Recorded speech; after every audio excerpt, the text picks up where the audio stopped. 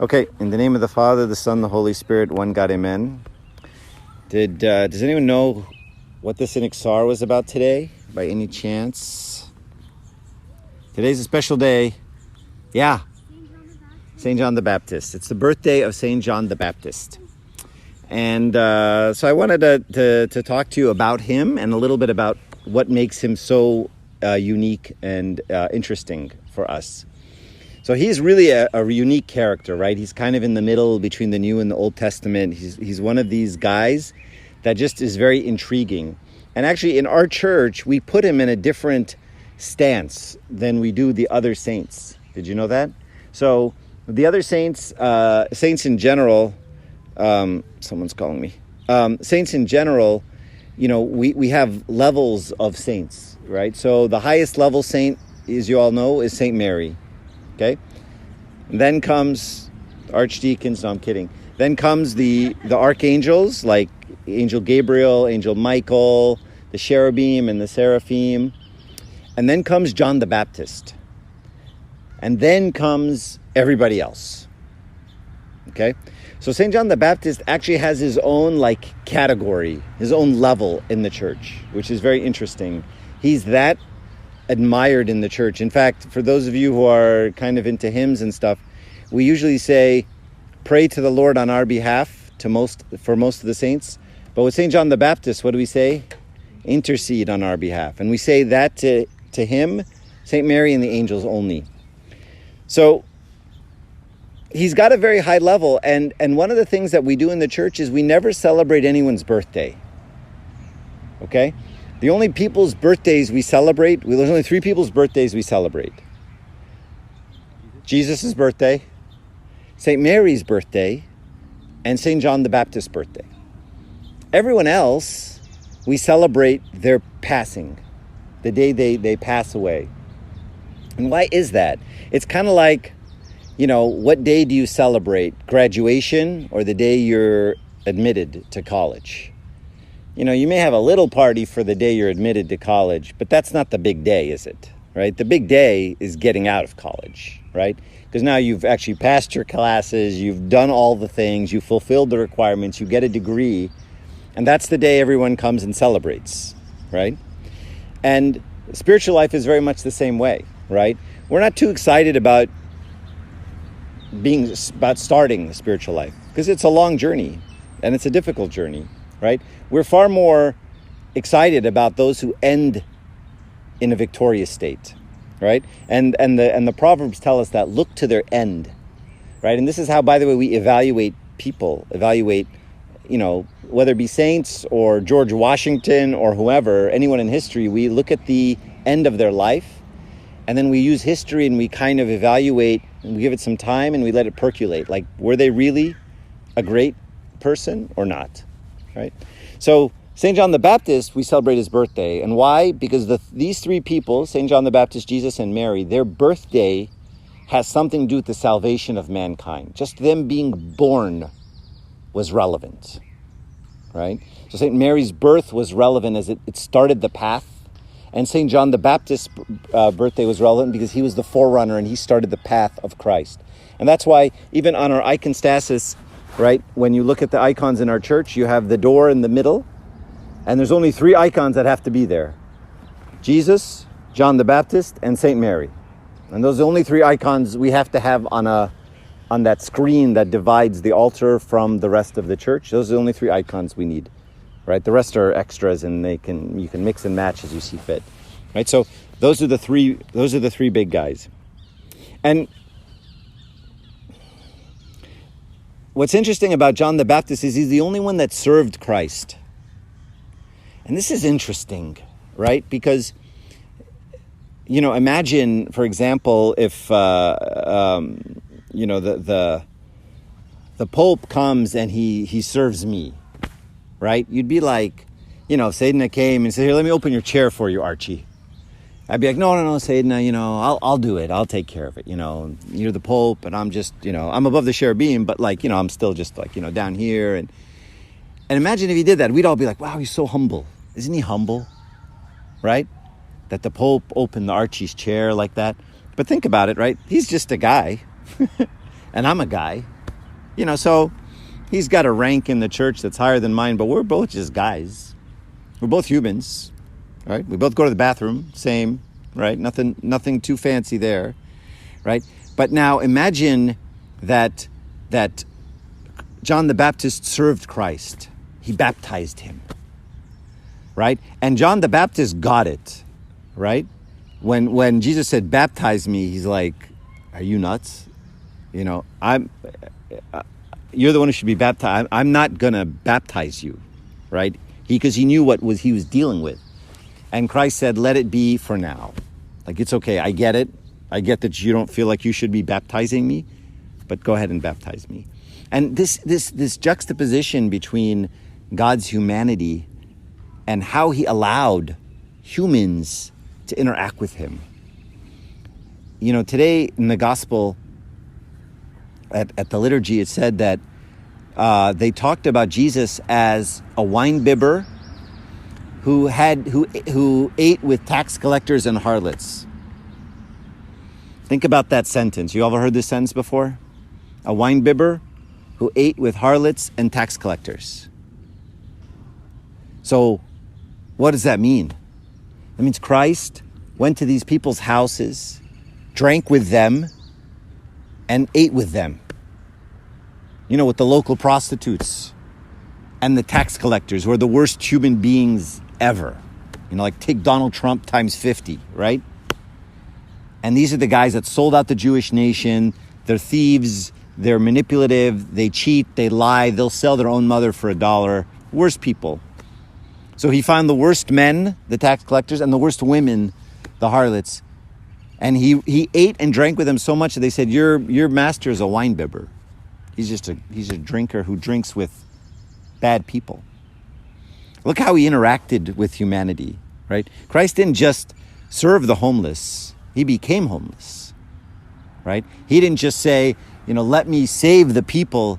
He became the people, right? And sometimes we as Christians don't even want to do that, right? We as Christians think there's an us and them. We have to teach the others about God. We have to save them. They don't know. We know. They don't know. And as soon as we get in that place where we know and they don't know, well, then somehow we're a little bit above them, aren't we? A little smarter than them. We're enlightened. They're not enlightened. What we don't have now is a very common bond that we're both just sinners in need of salvation, right? You, me, the prostitute, the gay guy, the harlot, the whatever, the drug addict, we're all kind of in the same boat, aren't we? We're all sinners who just need God. I'm no better than you. You're no better than me. We're all in the same boat, right? And once we put ourselves above that, then we've left Christianity, right? We've left the monastic tradition. If you ask St. Anthony, "Hey, St. Anthony, what are you?" He say, "I'm a sinner." And he's not being humble. That's what he is, right? That's what they all are. That's what we all are. Okay. So this interaction between Jesus and John the Baptist is amazing, that Jesus would come down in such a way. It's very humble, right? It's very, very, very humble, right? It's shockingly humble. I mean, if we really believe what we're saying, right? If we really believe that God became flesh, then that's the most humble act in the history of our earth, right? And sometimes we even say things like, well, see how humble he is? He came in a manger. See how humble he is? They're surrounded by donkeys and cows. So humble. Is that humble? Is the manger humble? What if he came in the biggest palace that exists on earth and 50,000 trumpeters were there trumpeting when he was born? That would still be the most humble act in the history of humanity, right? Forget the manger. The manger just is, cherry on top, right? If he showed up in the largest palace on earth, that would still be the most humble act in the history of earth, because God became man. But just a little, whipped cream on top, I'll come in a manger, just in case you don't get how humble this is, right?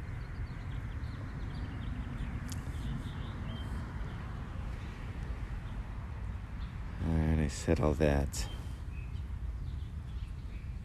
So the gospel says, Simon, Zek Habibi. The gospel says that I will send an angel who will prepare my way, who will make the paths straight, right? And this is why in the icon of St. John the Baptist, in the traditional icon of him, you find him looking like what? Who knows? Who's ever seen the icon of St. John the Baptist? What does he look like? Huh? He has wings. He has wings. So he looks like the cherubim and the seraphim. He looks like me, right? Yeah, he has wings, and he's carrying his head. He offers his sacrifice, right? And because the gospel calls him an angel, and Jesus said something about him that's shocking. He said, "There is no one born of women who's greater than this man." And so the question is, why? What was so great about him? We know how the story when Elizabeth was pregnant with him, and Mary was pregnant with Christ, right? And when Mary visited Elizabeth, the babe leaped in her womb. So there's obviously this infusion of something. What does the name John mean?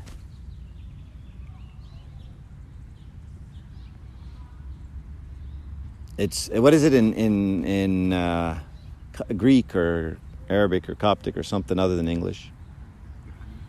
Huh? Yohanna, right? So Yo is God, and Hanna comes from Henna or Hanayan or merciful. So the word John literally means God is merciful. So the name is very important, right? And in fact, if you remember the story of Zechariah, they didn't want to name him John, right? Because no one had ever been named John before. And the name was so important that Zechariah didn't get to speak for a long time until he named him John. He named him Yohanna. Like no, that's got to be his name, right? And he was mute until he wrote, his name will be John. And they're like, no one's ever been named John before, because the name God is merciful. Now, what did I say he was? What did we call him? We call him the forerunner, right? The one who comes and who paves the way, who leads the way, who straightens the path, right? The words in the Bible, right? And so the person that told us who was the forerunner to Christ had to be what? God is merciful, right? Because up until then, what did the Jews think? God was kind of a jerk, right? That if you don't do the things and you wail a certain way and you do all the stuff, right? You know, God gets back at you. And so the person God sends to to pave this way, his name is God is merciful, a name that hadn't been used before, right? Because it's a new concept. All right. So let's talk a little bit about John and why it is we admire him and respect him so much in the church. Let's start with his outside appearance. What would you say if he showed up right here? Homeless guy. What do you think he smelled like? Homeless guy. You think he said nice things and was sweet and soft around the edges and lovey-dovey? And what if they asked him to give a sermon at church? How would that go? He would say some things that we probably didn't want to hear. Maybe point you out. He'd say some stuff and he'd land right between the eyes. In fact, he said to the hierarchy, "You brood of vipers." Imagine if we had a priest, say the governor came, showed up to one of our churches, or President Biden shows up to one of the churches, and Abuna says, you know, and there's a group of them, and his cabinet shows up, and he says, "You brood of vipers." Imagine the reaction. Oh, that's interesting. Imagine the reaction. They're showing up and dumping in that trash, which is illegal. Anyway, imagine the reaction people would have to you saying that to the president. But that's the way he was, right? He just told it the way it was. Very, very, very straightforward.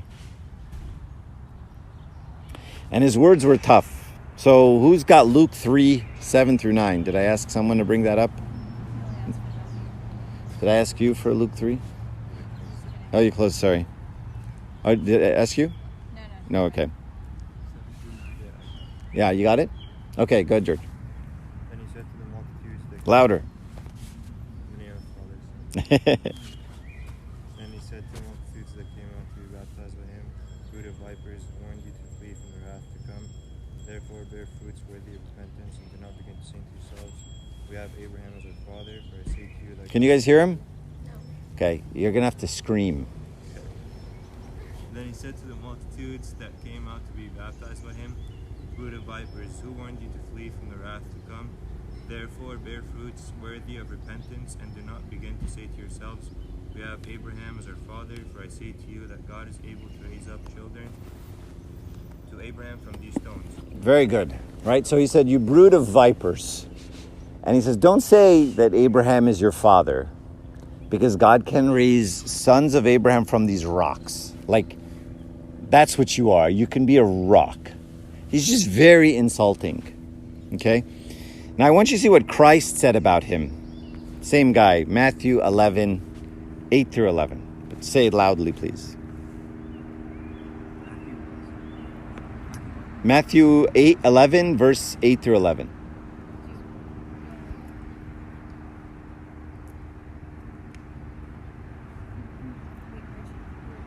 You. Okay. But what did you go out to see? A man clothed in soft garments? Indeed, those who wear soft clothing are in kings' houses. Wait, can everyone hear me? But what did you go out to see? A prophet? Yes, I say to you, and more than a prophet. For this is he of whom it is written, behold, I send my messenger before your face, who will prepare your way before you. Perfect. So Christ's words of him are very nice, and yet his words to the people are very harsh. What's the discrepancy? Like, why is it if St. John the Baptist came here, we'd all be like, save it, right? We don't want to hear it. We don't want to get this sermon from you. But yet Christ praised him in such a way. I think it comes down to people's view and God's view. And this is really encouraging. I mean, I was just talking with someone today. I just wanted to make sure none of you were there when I was talking with someone today. Who was really upset about something in the service, and was like chastised by other people in the service. And I'm like, look, who'd you do it for? Did you do it for them? He's like, no. I'm like, who'd you do it for? He's like, for the church. I'm like, who? He said, God. I'm like, all right, then you're done, right? And who are you worried about? What they think of you? He said, God. All right, then. Then who cares what someone else thinks?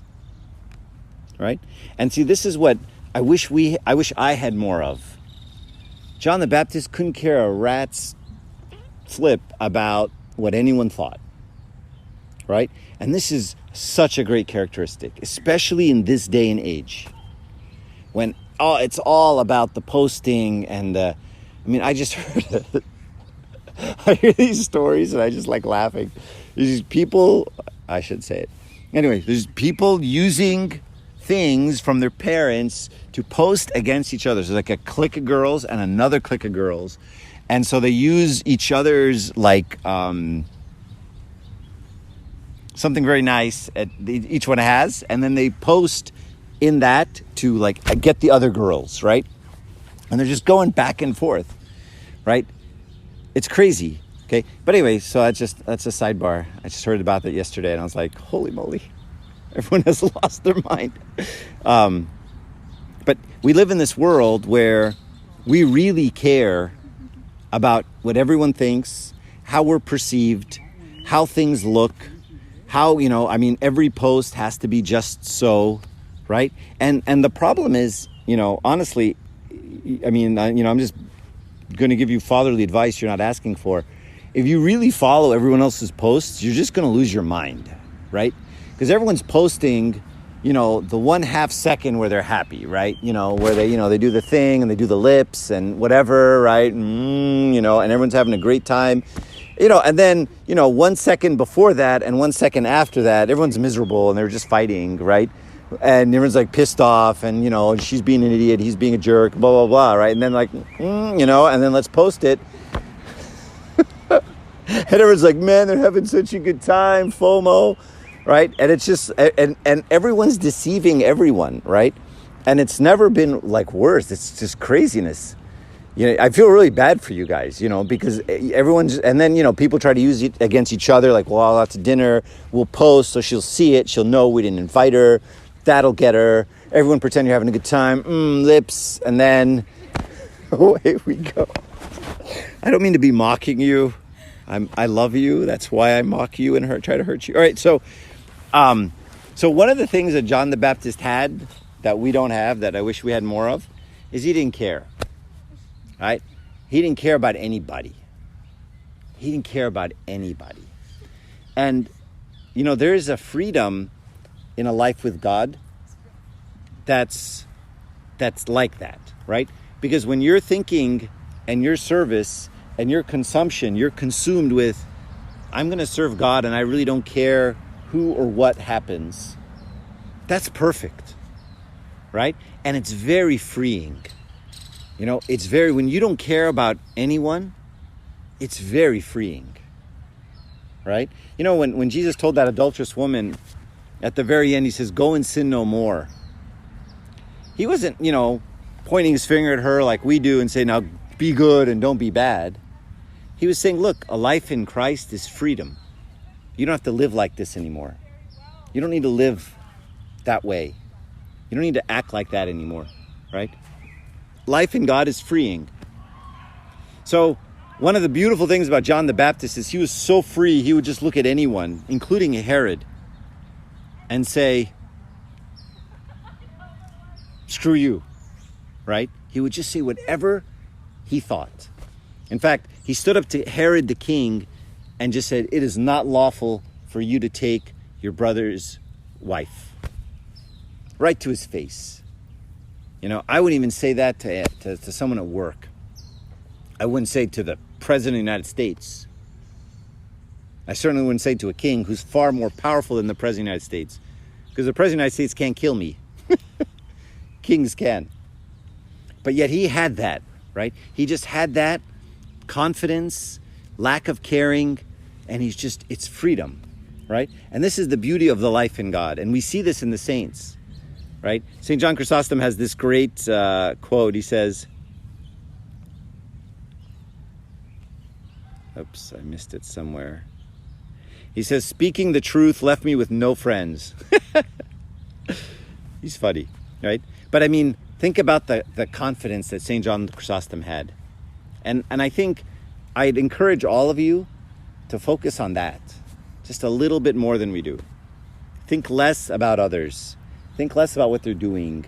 Think less about what people are saying about you and did I get invited? Did I not get invited? What group got together? Because the drama that just follows this is it's paralyzing. And you can spend a lot of time, a lot of your life following the drama, right? Of who's where and who's got and and these people went on a trip together and I wonder what they're doing and they're doing lips, so they must be having a good time, right? And unfortunately, when you see someone like St. John the Baptist who's just like, I don't care how I look, I don't care how I smell, I don't care how I talk, I'm just going to speak the truth because I am focused only on God and I couldn't care less about anybody. Does that make sense? I don't know. Any thoughts on that? Yep. Isn't that's not good for our world nowadays, considering we have work and school and our principal can hear us? Yeah, so he's saying, is that not good for us now because we have work, and if I just start bashing people left and right, I agree with that. There has to be a wisdom and a discernment in the way you speak to people, right? And there has to be a love too, St. John the Baptist the people he spoke to were kind of the very hypocritical people, right? And he knew it was in their hearts. this can obviously go too far, right? Especially when it comes from a place that isn't righteous, right? Sometimes we look at some people and we attack them from a righteous perspective, but not out of a place of love, out of a place of condemnation, right? So I always think of the LGBTQ community, right? When Christians attack them, as sinners, they don't attack them the same way he's saying it, right? They don't attack out of a place of love, out of a concern for salvation. They come out of a place of hatred. They come out of a place of, you're trying to change my kids and my morals, and I need to get you, right? And when it comes from that place, it's not accepted, because it's not love. It's just attacking, right? So obviously, your boss at work, if he gets a divorce, you don't go up and say, hey, this is not lawful for you to be divorced, you jerk, and whatever, right? I mean, there has to be some wisdom, right? But there's a balance. But I think, like for me, I'm very much not like him. I wish I was more assertive in what I thought, and spoke the truth and cared less, right? So he gives us that ideal. Yeah, Mike. Wouldn't you say that John the Baptist actually went so far as to not have spoken? Not spoken what? He didn't speak with. I don't think he spoke with wisdom when he killed him, right? Like the way he spoke. And would you say that he actually did that out of love or out of judgment? What do you think? So the question is, did he speak with wisdom, and it got him killed at the end? And did he speak with love or not? So the first part. So I'll do the second, then I'll do the first, and I'll do the third. Right. The second part is, it got him killed. And the answer to that is, what's your point, right? Just because it got him killed doesn't make it a bad thing, right? And I think we have to be discerning in speaking truth, but I think when the truth has to be spoken, it has to be spoken, right? So, I'll give you an example, and this one's maybe I won't go with the controversial one. I was gonna use abortion as an example, but maybe I'll use abortion as an example and just be controversial, right? It's one thing if the government says to me, you have to get an abortion. And I say, look, that's murder. I don't believe in that. And you say, we don't care. Well, now I have to speak the truth. And I have to speak it loudly and strongly. And I have to protest an immoral action that is being imposed on me, right? Now that's different from me saying you can't have an abortion, right? And I have to speak the truth to you. There's a slight difference, right? One is standing up for the faith. Now, if someone asks me, what's your stance on abortion? I'm going to say it. But do I have to actively walk around and tell everyone else, not you, like, oh, I'm not going to get an abortion, but you can't have one either? Is that my role as a Christian? Is that speaking the truth the way? I don't think so, right? So there's that. But would I get myself killed over that? If I had to, yes, right? If someone says, do something that's immoral or impose on me Islam or impose on me, then, okay, then I guess we have to go to that, right? The first point of, was it wise? You have to remember that in that time, the hypocrisy of Pharisaical life, that's the dominant paradigm. That's the world they live in, right? And they are so confident of that world that it takes a nuclear weapon to shake that, right? I mean, he had to drop bombs. That was his job. Come and drop bombs, right? Carpet bomb before I get there. So he had to take the shots at the hierarchy, at the clergy, at the Pharisees, because he had to shake them up, right? So that was his role, right? So there was wisdom there in the way, he said what he said because he had to get people's attention. Right? Because Jesus was a revolutionary, right? And so he had to come and start the revolution. I forgot the third one. Okay. At least we got the second one, the first, and then the first. Was it out of love or judgment? Oh, it's out of love or judgment. Good. You know, and so I mean, I would say it's you know, after what Christ, if I said it, it'd probably be out of judgment, right? But the way Christ spoke about him makes me think, even if it, you know, it was out of love, but it was also out of I need to shake you up, and sometimes that is loving, right? Loving doesn't necessarily always mean tender, right? There's some times where you need to like call it out, you know? And I've had people call me out very strongly before, you know? And I didn't like it at the time, and I didn't have a good reaction. But then I thought about it, and I'm like, they're right, you know? And I needed to be called out that harshly for me to get it, because I don't always get things very simply, right? Very easily. So sometimes it is love to say, what you did was absolutely wrong, and there is no excuse for what you did. Can that be loving? Sure. Right? So I think that's okay, you know, and I think sometimes even when, you know, raising children or dealing with friends, sometimes you have to give a reaction that's commensurate with the action, right? Even though there's still love there, you have to let them know this was a really big deal. This is a problem, right? And if you just say, you know, Habibi, you shouldn't shoot people in the face because that's not nice, right? I don't think that's the right reaction, you know, when your kid shoots someone in the face. Not that you should be, you know, I'm just saying. Okay. Anyway, so and then this one thing that Jesus said about him, a reed shaken by the wind. Does anyone know what a reed is? It's like a tall blade of grass, right? And he said, "Would you expect to see a reed shaken by the wind?" And this is important in this day and age. One of the issues that you guys have is there is no longer a sense of truth. There's no longer a sense of right or wrong. There is, that's right for you, but it's not right for me. And that's wrong for you, but it's not wrong for me, right? And there's a degree to which that's true, okay? But what's happened is there's been almost a purposeful blurring of the line of what's right and wrong, right? It's like, well, that's just, you know, what you believe, or that's just how you feel, and that's just, you know, blah, blah, blah. And every once in a while, you're like, well, that's true. But every once in a while, no, it's not okay for you to do those things, right? And so I feel like we sometimes can act like this reed in the wind, right? And the wind shift, and everyone shifts right along with it, right? And they go east, and everyone... And now all of us are saying this stuff. And then it goes the other way, and we're all saying this stuff, right? And we saw a lot of it during COVID, but even before COVID, right?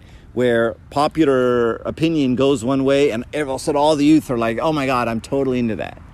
And you're like, you know, you can stand up a little bit. You know, you don't have to be moved by the wind, right? Because the wind shifts. The world shifts. The media shifts. What's popular shifts. All the things shift. And I know you guys don't think they shift, but they shift all the time, right? And so what ends up happening is, you know, the young people, unfortunately, are the victims of this. They just start getting moved along with it. So I like this. He said, you know, a reed shaken by the wind. Okay. And we see how people can be shaken by the wind, or by reeds, right? You remember that when Jesus was being crucified, some of the people didn't want to crucify him, you know, because, you know, they just have these trials in front of people, right? And it said that the clergy, the Pharisees, riled up the people and said, no, say crucify him, because they needed a lot more voices. And the people did it. And this is kind of what I'm talking about when you have to stand up and say, no, I'm not going to say that, right? And these are people that they saw Jesus' miracles. They saw him heal people. They know my cousin got healed by him. I had a friend who had leprosy. I knew a guy who was blind. I mean, in the book of the Gospel of John, it says, if we had written down all the miracles that Jesus did, how does it end? Does anyone remember?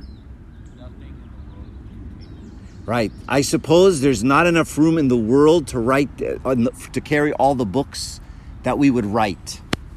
So at the end of Gospel of John, that's how he ends it. If we wrote down everything we saw, the world couldn't. I'm blanking on the exact verse. Somebody wants to look it up. The end of the gospel. The world couldn't contain all the books we would write. So how many miracles did they see? How many things did he do? Right? Just tons. I mean, you can imagine, like when Matthew, the tax collector, yeah, go ahead. Go ahead. It says, and there are also many other things that Jesus did, which if they were written one by one, I suppose that even the world itself could not contain the books that would be written. All right, everyone hear what he said? Say it one more time, louder. And there are also many other things that Jesus did, which if they were written one by one, I suppose that even the world itself could not contain the books that would be written. That's a strong statement, guys. How much stuff did they see?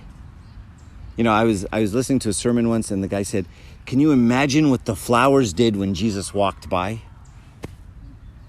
I mean, do you imagine they would just sway towards him? I'm sure the disciples saw that and like, who is this guy? What is this? Like Matthew, the tax collector, he used to be Levi, and then he became Christian, right? He was called. And then he used to have parties for other tax collectors. Just Jesus, no disciples. What do you think happened at those parties? How many lives did he change? How many conversations did he have? How many people did he touch? How many people changed their lives? It's not written. So much not written. And then these same people, they got swayed by the Pharisees to say, crucify him, crucify him. And they all know a guy who knows a guy who is sick or blind or leprosy or something. So this is what happens when we're reeds shaken by the wind, And we've all had this situation happen, right? Where you get in you're at a party or you're with somebody and things just start to move. And instead of standing firm, you're like, you know what, maybe I'll go along with this a little bit more. And next thing you know, you're like, how did I get here? How did this happen? I can't believe I did that. I can't believe I said that. I can't believe I went there, right? And it all starts by being a reed in the wind, by being shaken, right? When we stand firm early, that's the key, right? Next thing you know, you find yourself in a place you're like, how did this happen, right? And we've all been there, right? We've all been there. And the trick, the key, is to be very firm very early, right? Because once you go down the path, we all know how it ends. Not well. All right. Anybody have any questions? I think I'll stop. Comments? Thoughts? Criticisms? Complaints? Yes, Habib. How do you instill the firmness within your children at an early age? The question is, how do you instill the firmness in your children at an early age? You got any children? Oh, just asking. I mean, some people got kids young, different states. I don't know. The key, and this is, I'll give you all really good advice right now. The saints tell you that holiness comes from you. And not from your words, from your actions, right? So, when we were taking our parenting class, even in the secular world, they say this, Dad, I can't hear what you're saying. Your actions are too loud. Dad, I can't hear what you're saying. Your actions are too loud, right? And I always think about this when I see parents drop their kids off to whatever hymn class, whatever, blah, blah, blah. And there's a meeting for the adults, a Bible study. They're like, no, we're not going to that. We're going to Starbucks. All right? Okay. You win. And your kids don't know you're at Starbucks? Your kids don't want to be at Starbucks? Your kids don't know you dropped them off and you're like, and they're at some stupid hymn class and you're like, you have a Bible study by Abuna and you're like, nah, I'll have coffee. The 1 hour a week that Abuna speaks to us, I'm going to go get a cup of coffee then. All right. You can say whatever you want. You are instilling nothing in those kids. And they will be just like you. The first chance they get, they're going to go to Starbucks, and then they're going to go to the bar, and then they're going to go to the club. Right? So, as parents, you don't have to teach all that much. You just have to be. Right? And you guys can tell when your parents are just saying things, or when uncles and aunts are just saying things, or when people are being fake. We all know. It's obvious, right? Everyone can spot a fake uncle a mile away, right? Or a fake aunt. They're easier to spot.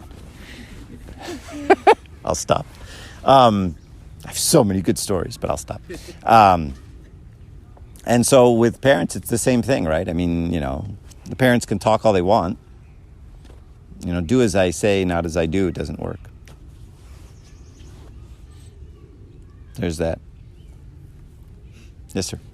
Okay, so this is gonna sound weird, but I don't know how, of course, how it was back then. Of course, when Jesus was here, but how would you say that that this is the right person to follow? Because nowadays, if you think about it, like if someone comes in here and says they're the Lord, whatever, like not many people are gonna believe it, right? And I know there are miracles and stuff like that, but there's also people that are gonna say like, hey, stuff this could be like visual effects or something like that, magic, whatever. So Yeah. how do you know that this is the right person? Okay, so the question is, back in Jesus' time, how did they know he was the right person? So I'm curious why you're asking. Because like for the second coming, like for example. Oh, so how are we going to know? Yeah, how do we know that that's the right person? Don't worry about the second coming. You're going to be dead. Most likely. Well, we don't know. There's plagues What is and smart? locusts. Like There's plagues. it's unpredictable. It is unpredictable. I'd bet you're going to die. I'm gonna tell you. Told me not to worry about it. Yeah, don't worry about it. This is one of those things that we spend a lot of time worrying and thinking about, and then we have like, tell me about the second coming. What's it going to be like? And then everyone stands up there and says things that they don't really know, right? Because you don't know. That's why I'm asking. I mean, we can go through the book of Revelation. I can say, well, the 7 horns mean, and the 7 this mean, and the 7, and then, yeah, all right. And we can spend months talking about it. And you don't love your neighbor, so who cares? Who cares about all the stuff I just said? So I would worry about your second coming, your end of days, far earlier than the end of days. Because how that looks, we don't know. It's kind of like worrying about how hell will be. Why would you, who cares? You're not there now, right? So control what you can control, right? I just think, in the church, sometimes people get a little carried away with like academic, intellectual things, right? Where they just they want to study something and learn, and the book of Revelation to me is one of these fine things that, I went through months of it with my Sunday school teacher, and he's reading all these books, he's talking about us. I don't remember any of it, right? And in the end, it's like, okay, so I'm supposed to be good? Yeah, all right. I was hungry and you fed me. I was naked and you clothed me. I was sick and you visited me. I was in prison and you came to me. That's it. Do that.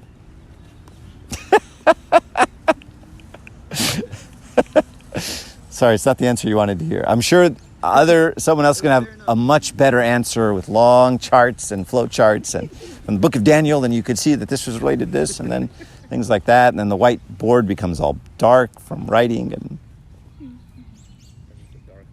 then it's a dark board. And in the end, I think the result is I was hungry and you fed me. I was naked and you clothed me. I was sick and you visited me. Gregory wants me to stop. Anybody else have any other questions? Comments? Criticisms? Okay. Thank you guys for coming. Glory be to God forever. Amen.